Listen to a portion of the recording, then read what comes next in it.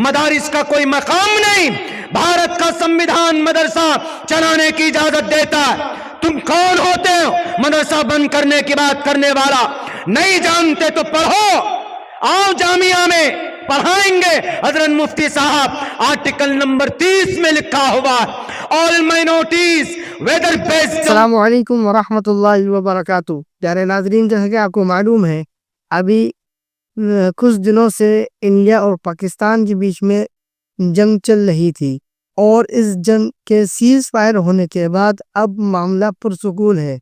लेकिन ये जंग होने से पहले पार्लियामेंट के अंदर, हिंदुस्तान के अंदर वक्फ बिल को लेकर बहुत ही अफरा तफरी का माहौल मचा हुआ था और वक्फ बिल जो कि लोकसभा और राज्यसभा में पास कर दिया गया था, लेकिन इसका आम ऐलान अभी जारी नहीं हुआ था। इसी को लेकर हज़रत मौलाना अब्दुल्ला सालिम चतुर्वेदी ने बहुत ही शानदार और ज़बरदस्त बयान दिया है। ये बयान तमाम मुसलमानों को ज़रूर सुनना चाहिए कि हम लोग अपनी वक्फ की ज़मीन के लिए क्या करें और हमें क्या हालात आगे देखना पड़ सकते हैं। चलिए हज़रत मौलाना का बयान सुनते हैं, इसके बाद इंशाल्लाह बात करेंगे। वीडियो क्लिप आपकी स्क्रीन पर। हमारे वक्फ बोर्ड के लोग क्यों बिलों में घुसे हुए हैं? कब आओगे? आप हक पर हैं, आप आवाज बुलंद कीजिए। भारत का संविधान भी आपको इजाजत देता है और आपको शरीयत भी इजाजत देती है। अल्लाह के नबी ने फरमाया उनसुर अखाक ज़ालिमन व मज़लूमन। इसीलिए मुसलमानों किसी पर भरोसा नहीं। इस देश के अंदर में चंदा करके तब मदरसा चलता, क्या वक्फ वाले मदरसा नहीं चला सकते थे? वक्फ की प्रॉपर्टी कितनी है? 9.5 लाख एकड़ जमीन वक्फ के पास है। आमदनी कहां जाता है? मदरसा सिद्दीकिया डगरवा को चलाने के लिए और दूसरे मदरसों को चलाने के लिए हमारे उलमा मेहनत करते, चंदा करते, तब मदरसा चलता। तो वक्फ बोर्ड की आमदनी कहां जाता है? अय्याशी में जाता है। आज तक एक भी मदरसा आपने नहीं बनाया। वक्फ बोर्ड वालों, आपसे सवाल करता हूं मैं, जो जिम्मेदार हैं, आज अगर कोई कानून आ रहा है तो बचने की बात तो होनी चाहिए। आज कोई कानून बना है तो हम परेशान हैं कि हमारी जमीन जाने वाली है। आपके गलत करतूत की वजह से आपकी जमीन जा रही है, याद रखो। क्यों बेचा आज तक? आज भी वक्फ बोर्ड अगर चाहती तो पूरे भारत के मदरसों को ताउन पेश करती, हमारे मदरसे वालों को चंदा करने की जरूरत नहीं थी। वक्फ बोर्ड चाहते तो अपनी आमदनी से मस्जिद के इमाम को तनख्वाह देते। वक्फ बोर्ड चाहती मोहल्ले मोहल्ले में मकतब बनाते। वक्फ बोर्ड चाहते तो इलाके इलाके में मकतब बनाते। वक्फ बोर्ड चाहती तो यूनिवर्सिटी बनती। वक्फ बोर्ड चाहती तो कॉलेज बनते। वक्फ बोर्ड चाहती तो हमारे हॉस्पिटल बनते। वक्फ बोर्ड चाहती तो यूपीएससी में क्रैक करने के लिए, डीएम और एसपी बनाने के लिए हमारे लिए कोचिंग सेंटर का वजूद, कोचिंग सेंटर बनाते।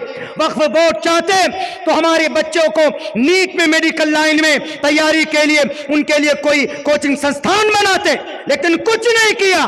सिर्फ 10 करोड़ रुपए, 30,000 एकड़ जमीन के ऊपर में मोबाइल का टावर लगा हुआ है। सालाना 10 करोड़ रुपए सिर्फ सुबह महाराष्ट्र में आता है। अगर पूरे भारत में 4.5 लाख एकड़ जमीन रजिस्टर्ड है बाज़ाब्ता वक्फ बोर्ड में, अगर इनमें से 1 लाख एकड़ जमीन भी किराए पर अगर इस्तेमाल हो रहा है तो अंदाजा लगा लीजिए कि कम से कम 50 बल्कि 100 करोड़ रुपए सालाना। ये 100 करोड़ रुपए किस लिए है? शराब पीने के लिए या फिर फॉर्च्यूनर गाड़ी में घूमने के लिए? बल्कि ये वक्फ बोर्ड की जमीन होती है गरीबों की मदद के लिए। वक्फ बोर्ड की जमीन होती है लोगों की ताउन के लिए। आज बेटियां मुर्तद हो रही है। भिवंडी की एक बेटी मुर्तद हुई, उससे पूछा गया क्यों मुर्तद हुई? उन्होंने कहा कि गुर्बत की वजह से।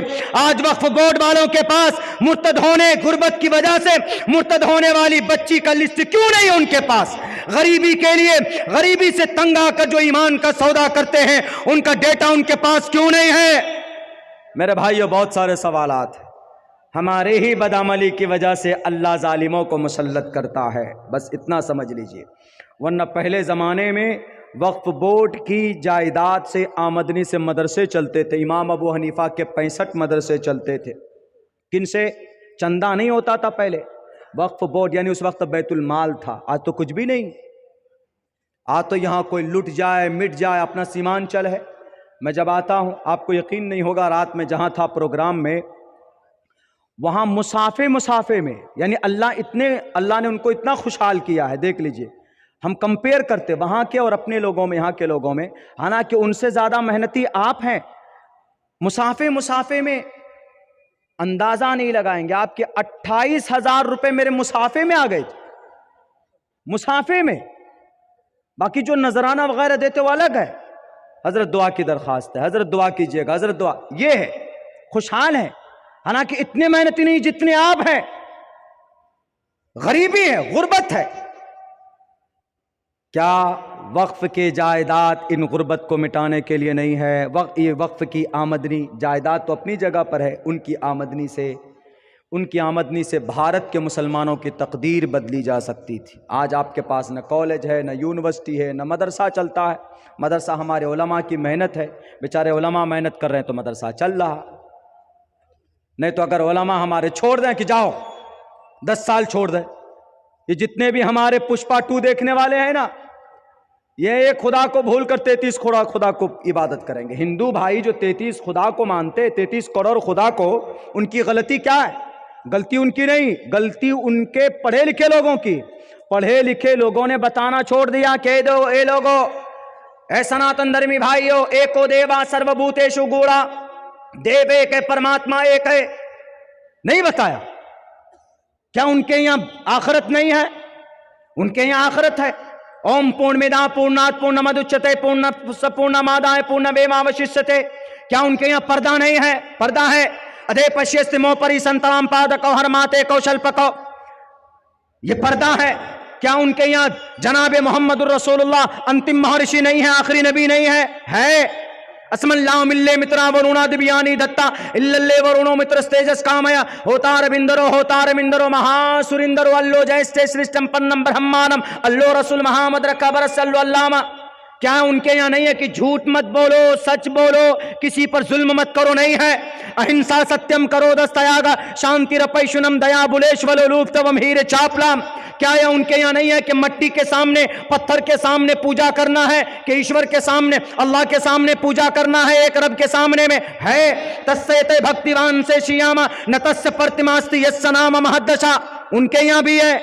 یعنی بہت ساری وہ چیزیں ان کے یہاں بھی ہے جو ہمارے یہاں, جو ہم لوگ پرچار کرتے ہیں, جو ہم لوگ اپنے بیانات میں لوگوں کے سامنے رکھتے ہیں, ان کے یہاں بھی. لیکن صرف اتنا ہے کہ ان کے یہاں کوئی بتانے والا, پڑھانے والا نہیں ہوا. اگر آپ کے مدرسے بند ہو گئے, علماء نے مدرسے بند کر دیے, مکتب بند ہو گئے, تو اگلے 10 سے 20 سال کے بعد جو نئی نسل آئے گی نا, جو سلمان خان کا دیوانہ ہے, سلمان خان چلا جائے گا, یہ آدمی تھوڑا بڑا ہوگا تو سلمان خان کا مجسمہ لگا کر کے پوجے گا یہی خدا, اس لیے کہ 6 پیک والا ہے, اسی کو خدا بنا لے گا. کیوں؟ کیونکہ ان کو بتانے والا کوئی ہوگا نہیں. اسی لیے تعلیم کے بغیر بدعات و خرافات جنم لیتی.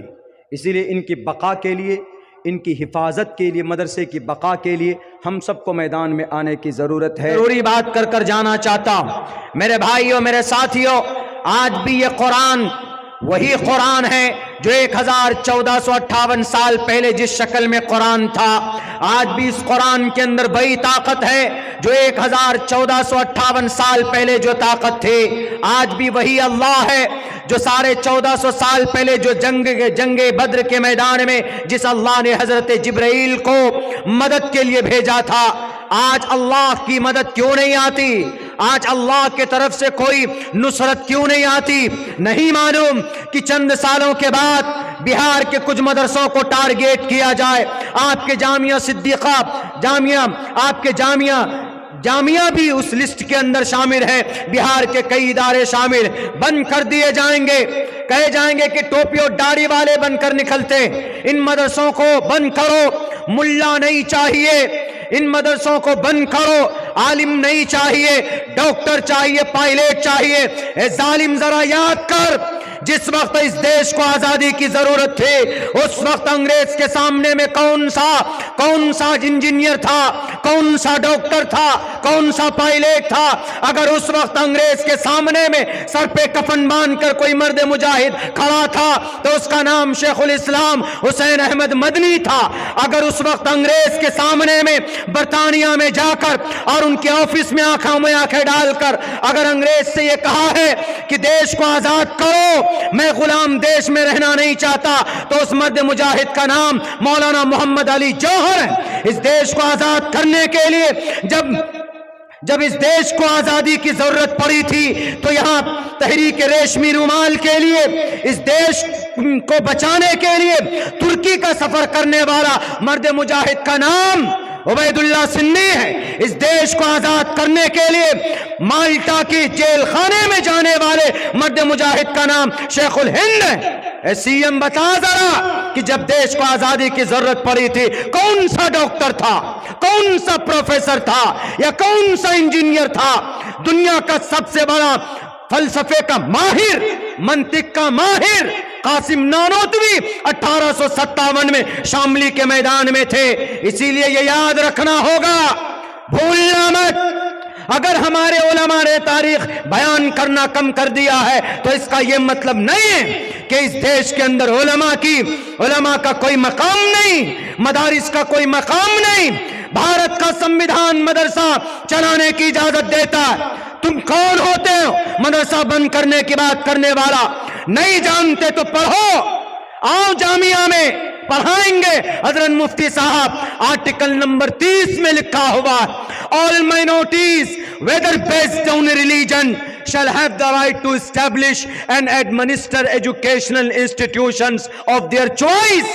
بھارت کے اندر مسلمان قرآن اور دھرم کی تعلیم کے لیے ادارہ چلا سکتا ہے اور کمیٹی کے ذریعے چلا سکتا ہے, شورا بنا سکتا ہے, عاملہ کے ذریعے چلا سکتا ہے. ہمیں تمہارے بھیک کی ضرورت نہیں ہے. یہ مدرسہ رہے